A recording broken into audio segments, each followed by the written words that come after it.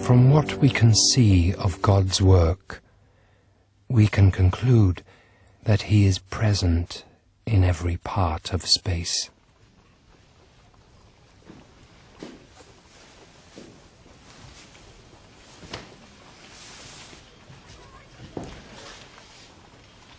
Ask his girl to deal with this, will you?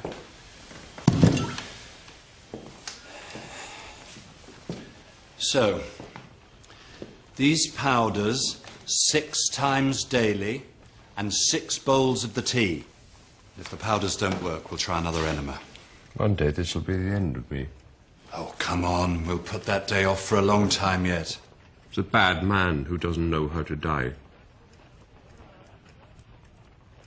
I've known that since I was a boy of 15. My only regret is that I've done so little for art.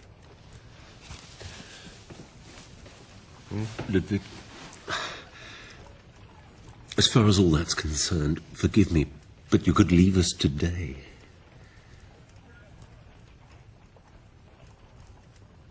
I do have some very different things in mind.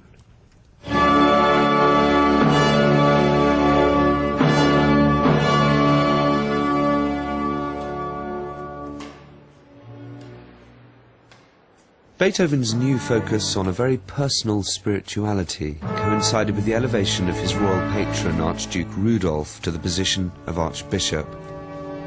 Rudolf represented the old, enlightened regime of his uncle, Emperor Joseph II, a lost golden age compared to the repressive order of modern Vienna, and for Beethoven, Rudolf's forthcoming enthronement represented a profound personal opportunity. Your Highness, Ludwig. If a mass composed by me is performed at the ceremony, then it'll be the most glorious day of my life. But I must be able to use your library day or night.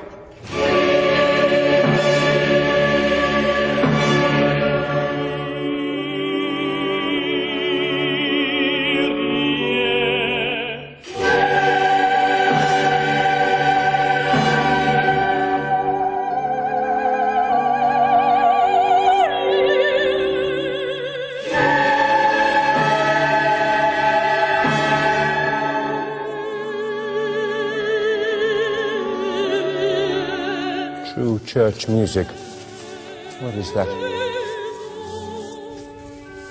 All the older composers, only Sebastian Bach and Handel, had what we might call genius. But I want to go much further back than that, to the ancient music of the monks. In writing what became the Missus Solemnis, Beethoven's intention was to create not just an articulation of faith, not just a glorification of the truth, but a musical presentation of what the Mass really meant to him.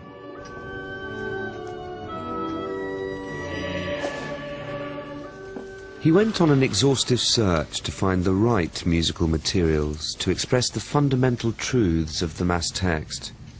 Midway through the Creed, for example, he went back to a thoroughly ancient musical model.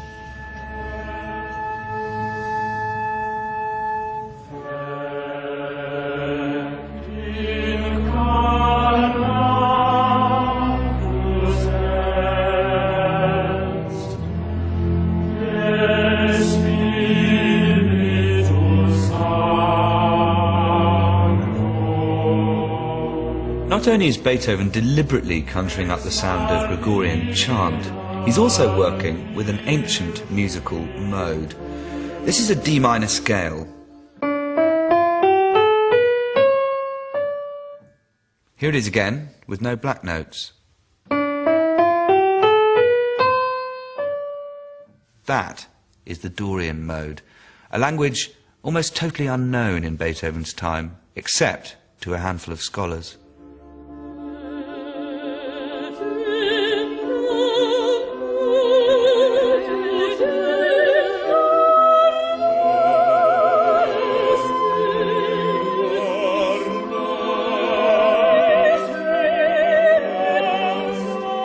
For For Beethoven, this sweeping away at musical convention is almost like a ritual purification through which he presents an intensely personal obsession with faith, mortality and immortality.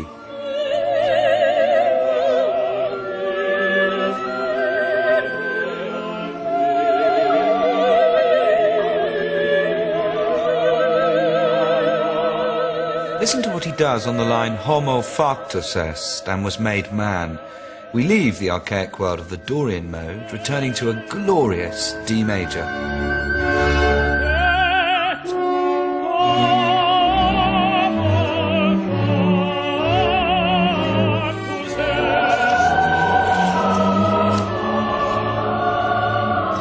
The moral law within us. Starry heavens above us.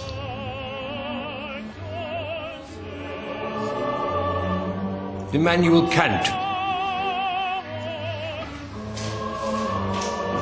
In creating the Missa Solemnis, Beethoven, knowingly I think, is making a lasting bequest to the world. It's not arrogant or presumptuous, but it is, nonetheless, a monument to himself and his immortality. And to me, there's one moment in this vast work which is especially important. It's the great fugue at the end of the Credo section, when he sets the text, "I wait for the life of the world to come."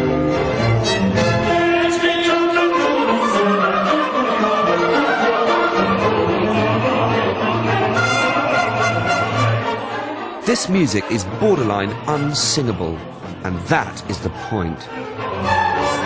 He creates, through the nigh-on impossible, a palpable sense of striving beyond what any of us can afford to give.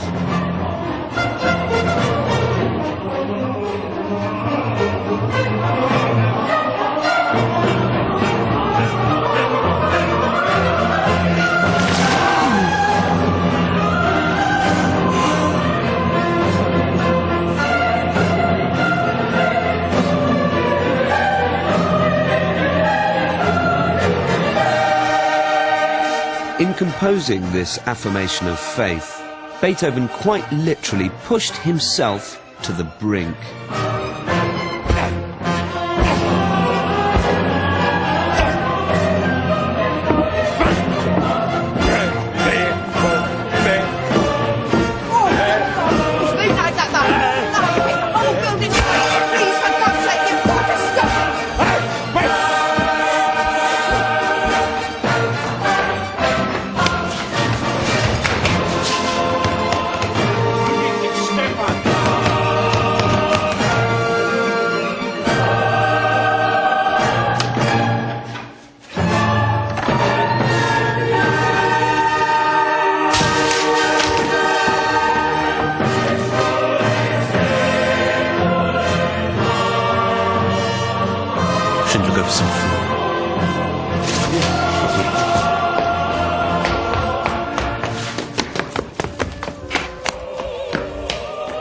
Beethoven had such belief in the human spirit and for the moral elevation of every member of the human species. That was the thing. Now, some people complain that, that he had too high an opinion of himself and too little of his fellow men, but those of us who counted ourselves among his friends knew that what he wanted was to rise above the sordidness of life, and through his music, to bring the rest of us with him. Ludwig. He was well into his 50s by then, of course, and known throughout the city as the most famous musician in Europe. But much as they may deny it, the fact is that Viennese taste is neither sophisticated nor elevated. And during those days, the more challenging music of my friend Beethoven was not so much in vogue.